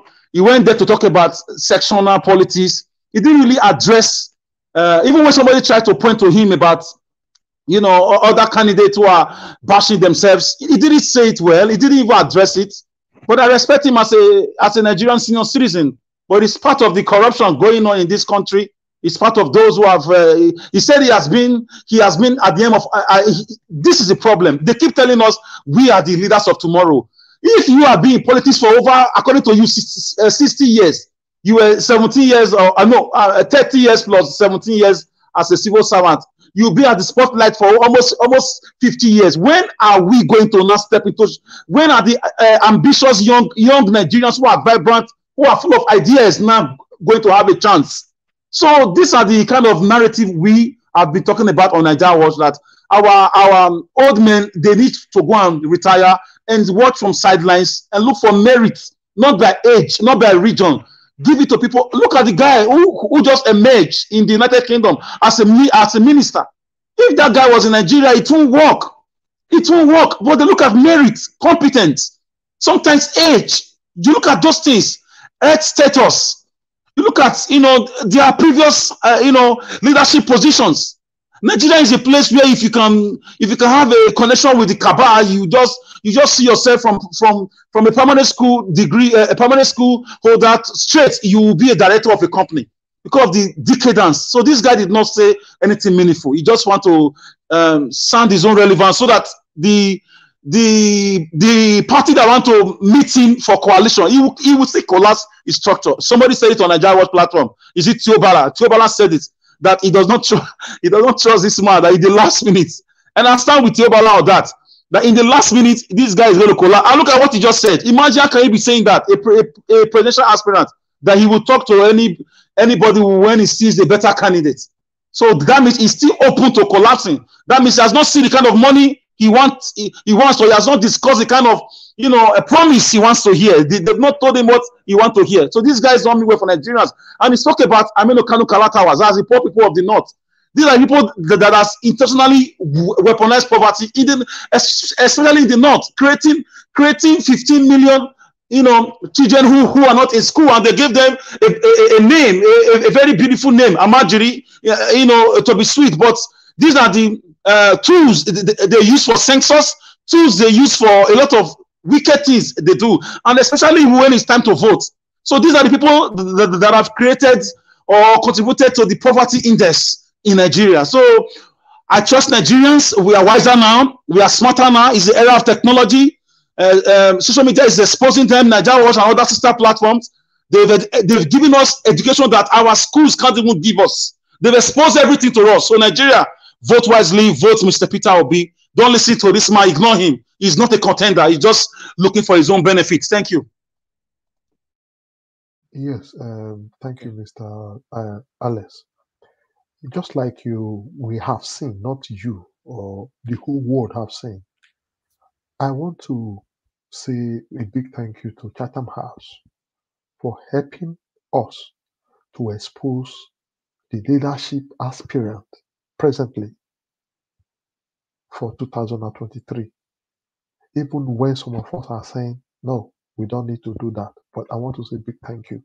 I think what Nigeria need is for the whole world to beam their searchlight on the country to help us grow, knowing so well that some of these big countries are the problems we have. But now, I think the more we let them know that we know, I think the better for us. Who are those buying our oil? Who are those conniving with insider to steal the oil? So we want to let them know that we know. The moment we have a leader that is strong enough to expose these things, I tell you what, you will now see forces. They will now want to be angels. They want to help because they have no time. They don't have that grip, again, that free and connivance that is bringing us down. And this is why I totally agree with the crusade of this going out to other countries to tell them this is what we want and this is what we are going to do. Nigeria wouldn't have been in this mess if the international communities vis-a-vis UK and etc. are not our problem. They are not taking our money. They are not allowing the politicians to bring the whole big money to their country to keep. If we continue like this and eventually we have the man that is truthful, that is putting block to the loopholes, the world will be saying, I tell you, things will change for the better. They too will be afraid. They'll be careful with us because this time they know that, come on, they are waking up. I will not say it is bad for Peter Obi going to Chatham House. I think if he has the opportunity, let him go to the moon. To tell let him go to Pluto, meet Israel in Pluto. Let him go everywhere to warn them a new Nigeria is possible. Do you know why I'm happy that this Chatham House of the thing came up? I'm very, very glad. I'm happy. I'm excited over everything. It's because Tinubu was there. We just watched Kwankwaso there. And our principal was there, Mr. Peter Obi. If you say make you check the gap where Peter Obi beat these people with Chatham House, it looks like the race between aeroplane and bicycle. No. Or how you say bicycle? Okay, maybe aeroplane and wheelbarrow. Yes. No. No. The gap is much. So much.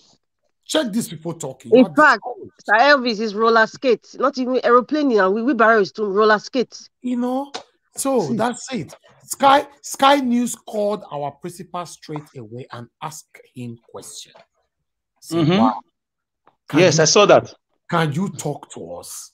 Because we never see this kind of thing before. See, they call, did you see Sky News where they call Tinubu? Tinubu, they didn't call anybody else. So.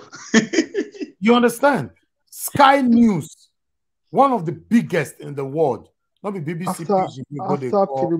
After Tinubu finished with Chatham House, he went to Beer Parlour and Bidasi Buga. You know, Sky News called our principal straight away. Let's quickly take. Okay, go ahead. Let's take this before we talk on this. For you to know that, yes, this is it. Let's watch this. Out of the vibrant chaos of Nigeria's elections, a new name is emerging in African politics.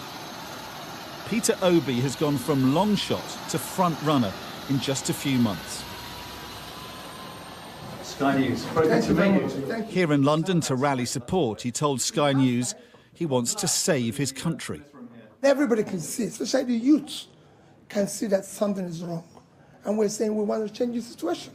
The country cannot continue on this trajectory that leading to nowhere. What would you as president do for relations with Britain? And why should British people care about an election in Nigeria, do you think? Because it's important to them. We have 200 million people, which, if the economy changed today, is a huge market for Britain. It is critical for them. As Britain. I'm sorry that I have to distract you guys. No, they say the vibration with our principal body. That's why they talk like this. The guy is eager for Nigeria to be better in his time. Just watch how he's answering to questions, not in a reluctant way, like the way Kwankwaso was reading document just now. If the economy changed today, is a huge market for Britain. It is critical for them. As Britain exits European Union, they need Commonwealth members.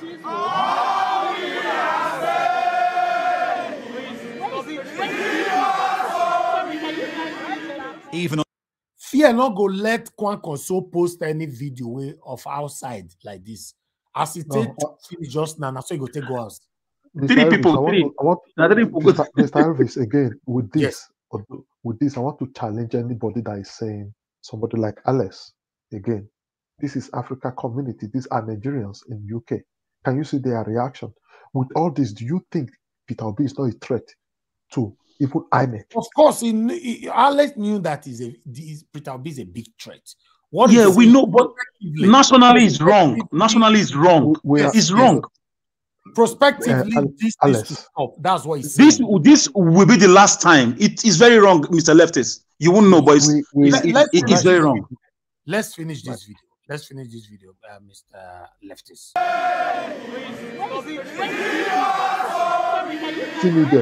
Even on the doorstep of a London think tank, he draws a crowd, seen by his supporters as a break with the past. I think he is the right person for the right job at the right time. And this is the right time. Sister, where's he? This to go right. He understands the problem and he knows that the youths are the future of the country and he's taking advantage of that. But the challenges in Africa's most populous country are enormous. Rampant inflation, soaring unemployment and endemic corruption. Watch where they show Tinubu what he want to do for Nigerians. Make una listen. Corruption. Sky News, Sky News too bad. Listen. Corruption. Insurgencies and jihadist uprisings have brought widespread violence. Observers say the country desperately needs new direction. I'm afraid it's in quite a mess. There's a sense of paralysis almost in Nigeria. I do think that a fresh voice, somebody coming in with new ideas, could make that difference. And that matters to the UK. All I want to do is dance. All I want to do is dance. That's it. You see Sky News, for you guys to know that United Kingdom, United States, all the foreign countries, they are supporting Peter Obi. Listen, guys, this is Sky News. They went on their research and they ended this video with that speech. All I want to do is dance. Now, who do you think they are supporting? Who do you think they are supporting with Exactly. this? Of course, Mr. Peter Obi. Because not people go give Sky News this video. Now they do it by themselves to end this broadcast. All I want to do is dance. That means this man have nothing to offer. Listen. It's almost in Nigeria. I do think that a fresh voice, somebody coming in with new ideas, could make that difference. And that matters to the UK. All I want to do is dance. He's taking on Nigeria's big established parties. But Peter Obi's campaign is gathering momentum, hoping that'll be enough to win control of Africa's biggest democracy when it goes to the polls next month. Dominic Waghorn, Sky News. I'm telling you. Talk to us because although I don't want to stay long. Good morning. Madarita, they say you have to stay long. What are you talking? What are you saying? You have to stay long. You don't want to stay long. You say make Madarita talk. Madarita.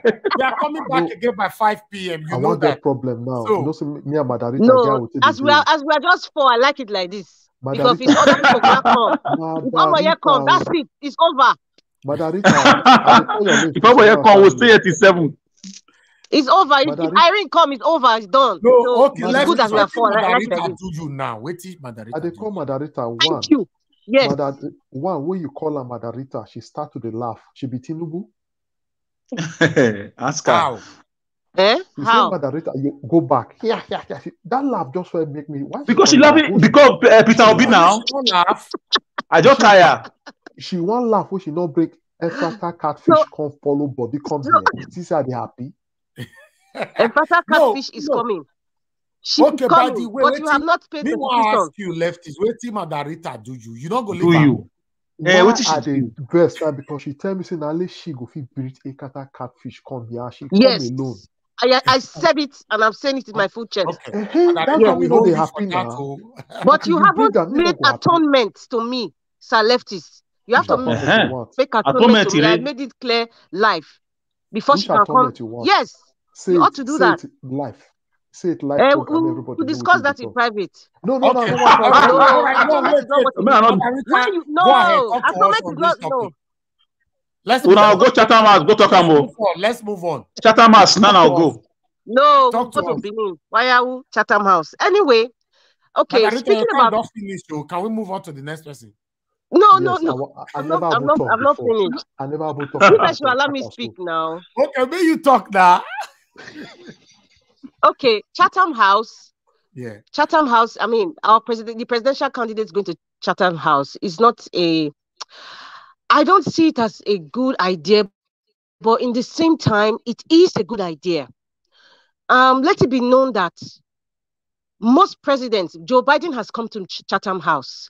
I mean, some other leaders, world leaders have come to Chatham House, but it wasn't under the auspices of, I am coming to advertise myself because I want to take the highest office in the land. Now, that's the issue I have. This is election period. It is nobody else's business apart from Nigerians' business in Nigeria for us to listen to what these men have to offer. But let it also be known, Nigeria is not a small country. A lot of countries in the world, including the United Kingdom, has vested interest in Nigeria. So that is why you see them coming to invite, these candidates, to come and speak. And let it also be known that these candidates also have a choice to say no, they do not want to come. But we are in this age now. We're in this phase in our lives, this technology age, this social media age where representation matters, even at the international level, even when it comes to election, even when it comes to campaign. There's no difference between Peter Obi going to Chatham House and Peter Obi coming to Canada, the UK, Germany, to talk to Nigerians. Basically, They are coming to speak to Nigerians, but they are doing it on a platform that I personally do not even agree with. If Peter Obi becomes president and he comes to Chatham House to talk about economic policies, brilliant, fine, perfect. But it's like, are we using that as, for them coming to Chatham House now, is it a yardstick for international approval from the West? So these kinds of things, I know Peter Obi it will stop. I know it will stop because we are tired of kind of bringing in the West in our personal household issues, but being that as it may, it has happened. I do not approve this Chatham House, but it has happened. Now, how did our candidates represent themselves? The other two disgraced themselves. I won't say Nigerians, but the most sensible one that represented Nigeria the way Nigeria ought to be represented was Peter Obi on the international level. So looking at all these, all the investors, they have seen this candidate, they have seen their antecedent, they have seen their dispositions. Now, Peter Obi is the only one that actually made sense to them. They say, okay, I think I can discuss with this man. This man makes more sense. The other one looks like he has dementia. This other one came to show his Babariga, like, and when Agbada, like in the 80s, where they think they respect Nigerians by the Agbada, by how big or large or starched your Agbada is. I will be honest with you, Nigeria Watch. When this Kwankwaso came, I was just off and on, and it was for a reason. I didn't want to waste my time, my intellectual capacity to listen to rubbish. So that is why I didn't even listen to, I would say 80% of everything that transpired. I didn't, because I'm busy.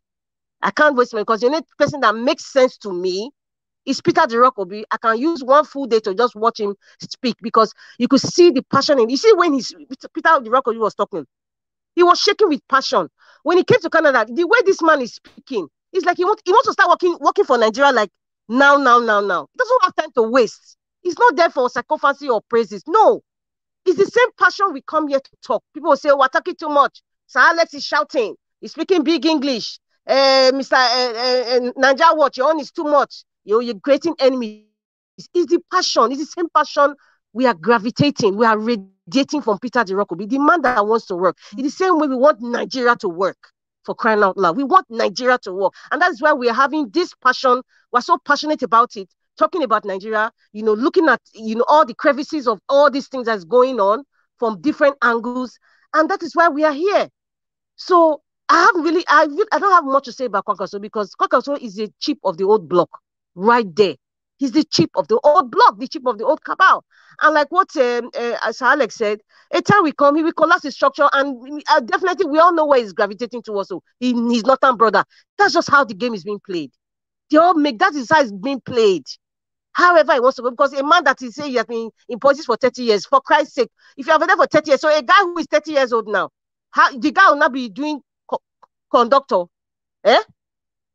Sunak that is over there, he's not 41 or 42 years old. So people like this, we don't need them. We don't need them. There's no vision. There's nothing to gravitate towards. There's nothing to be inspired about. It's the chip of the old block. So that is why I didn't want to even waste my 80% of my time. I didn't know what this. I was doing something better. I was actually doing something better. So whatever he has said to me is the chip of the old block, is rubbish. He's just going to display his Babariga and how well starched it is. That's all I have to say for now. That's all I have to say. Thank you. Thank you very much. Nari, our well starched. I'm telling you, I was looking at his clothes all throughout. Well, thank you very much, Madam Rita. To be honest, For me, may they say I not go. Now I make Kwankwaso still go. May they not say I not go. You see, I didn't really talk. Now he cloth me all look throughout, honestly. You see, I really didn't make a lot of comment about him, because to me, I didn't see him. He was not in Chatham House. I didn't see him. You people are saying... As far as you are concerned, he wasn't there. As far as I'm concerned, he wasn't there. A man that went there that couldn't tell us what he has for Nigerians youth and Nigerians as a person. He went there to be talking about himself and qualification. And he went ahead to say he was once the chief, whatever. As of that time, what happened? Did he rescue Nigerians? He went ahead to say he's most qualified, that as far as Peter Obi is concerned, He is most qualified. And again, he sorted us that Labour Party is like Andrew liver salt. That is what they said. They will soon fizzle out. Who is fizzling out now? Look at him. How many No, questions did he he has answer? never been None. recognized and he can never be recognized. That's just the That man, fact. that man He's only has popular in one nothing. state. And for me, I didn't know who is Very, this man until this presidential election. I've never heard of his name before in my life. he's very, very fortunate that finally he came out to the international community to disgrace himself, to show us Yeah. that. Before I continue quickly, let's quickly say thank you to Skyscream America Skystream to for, join again, yes, always. yes, I must quickly recognize you, sir. Even when we are talking with the sea road, we know what they happen. That's why we not see, because we know what they happen, that's why we know they see what Kwankwaso they talk about, because it not make sense. Like Madarita just talked, it's not different. At the end of the day, we collapse a startup for article. All right, Somebody like my this. people, thank you very much. I appreciate every one of you for your time with us. We are going to be rounding up right away now because we have another program in the next 1 hour. See, we only have 1 hour. Trust me, the time to prepare is the most difficult part of this streaming. Yes, so we need to round up right now so that we can prepare and come back in the next hour on our usual time, 5 p.m. Nigeria time. So endeavor to join us and let's talk about everything holistically. Remember, APC and PDP are currently competing, fighting on who failed more, who stole our money more, who is the biggest criminal. So this is what they are fighting for right now. Is a big surprise. Is baffling me. It's baffling me, and I believe it's baffling a lot of Nigerians. See that at this last minute, these people are not just fighting for something that will benefit Nigerians or Nigeria. They're fighting for who paid more. No, me thief 100 million, you thief 2 billion.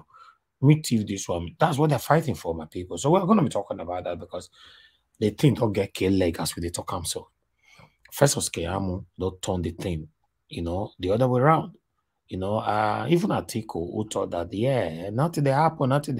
Even Dino Malai that are told that at the first time indicated that no, we're not going to respond to this no more, blah, blah, blah. But the thing now, my people, we Agbada, exactly the same Agbada we Kwankwaso we go Chatham. And the case that we're right now. So because of that, my people, join us by 5 and let's analyze that together.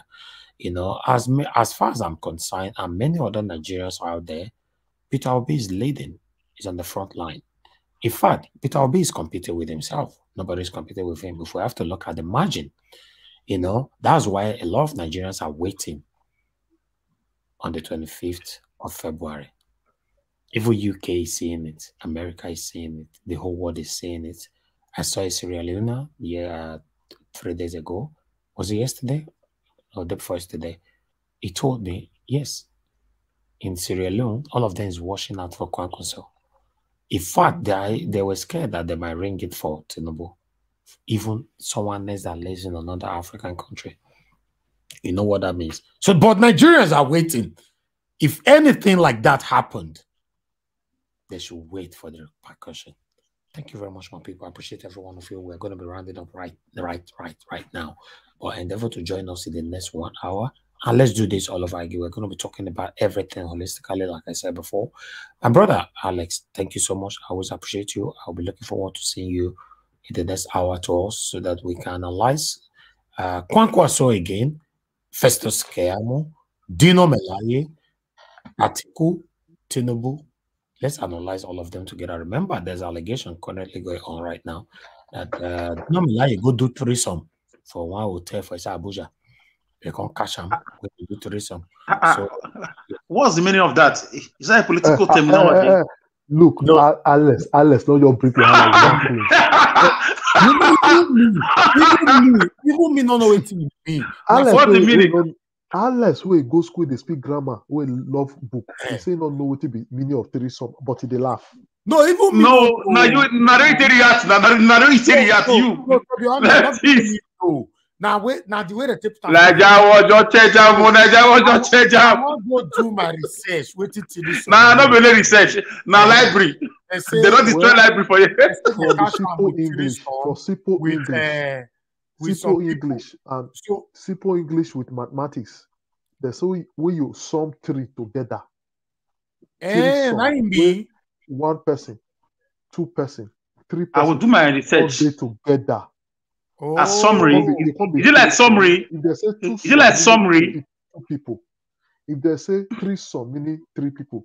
If they say 4 sum, meaning 4 people. Leftist. Is it like summary? No. Leftist. Let me tell you, Alice. You know why leftist is right. When it become 3, for my own analysis, when 3 people stand to take pictures together, you know, one girl here, and a man in the middle, that makes it 3 some.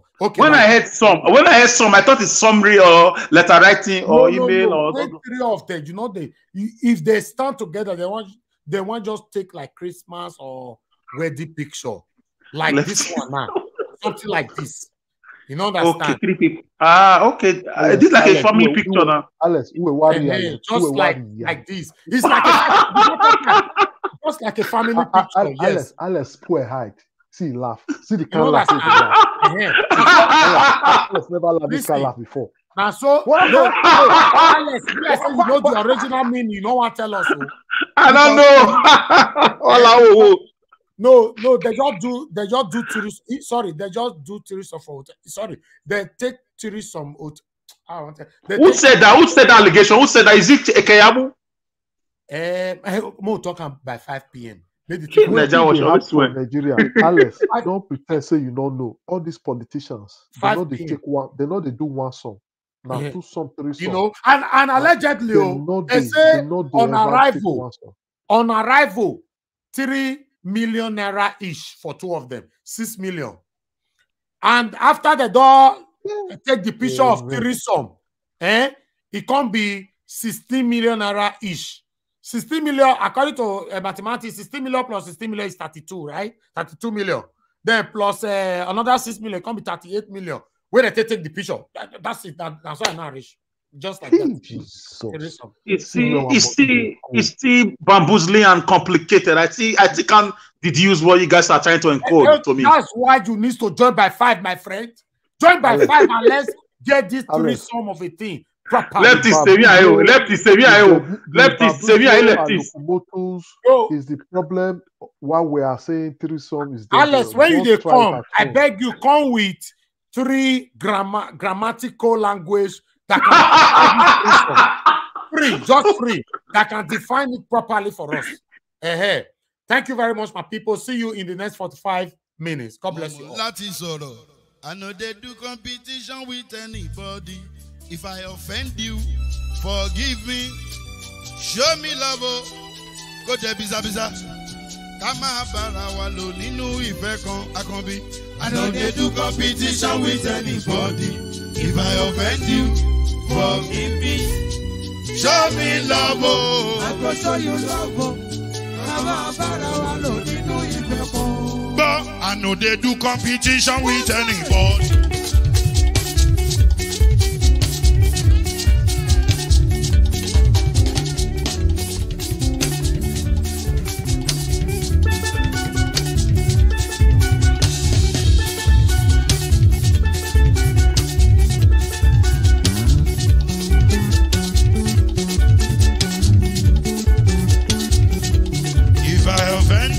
Forgive me, show me love, I go show you love.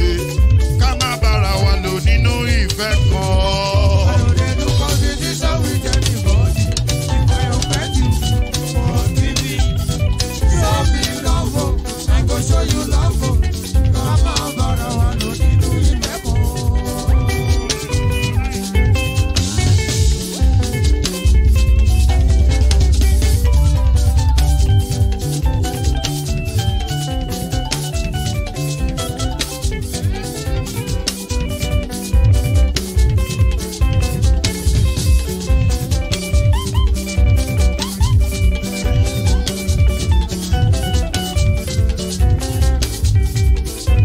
They do competition with anybody.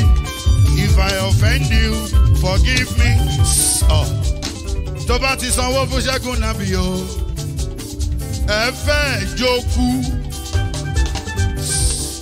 Alagobi. Ṣẹ́gun Nabi. Alagobi. Mr. Pamela. Anybody? Anybody? Any bobo. Anybody? Mo ló ń fọlú, ó gbà mí bó ṣe rí mi láti finishi. Délé mo ló ń fọlú.